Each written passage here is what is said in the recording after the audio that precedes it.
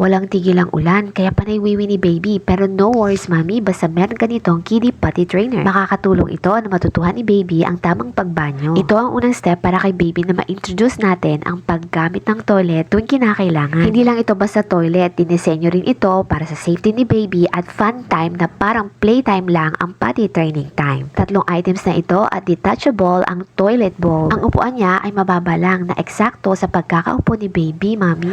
Makaka-relax ang binti ni baby sa pagkakaupo at hindi mangangalay si baby habang nagpupupi mami. Mayroon din siyang takip para anytime pwede lang natin siyang i-open at i-ready para kay baby. Hindi na din siya mahirap linisin dahil anytime pwede nating i-detach ang ball sa seat. Easy to carry, pwede nating dalhin kahit saan para anytime pwede mag-potty training time si baby. Para hindi hirap sa palaging pagwiwi ni baby, mami, i-potty training mo na si baby. At kung naghahanap ka ng kagaya nito, i-check mo lang sa yellow basket ko yan.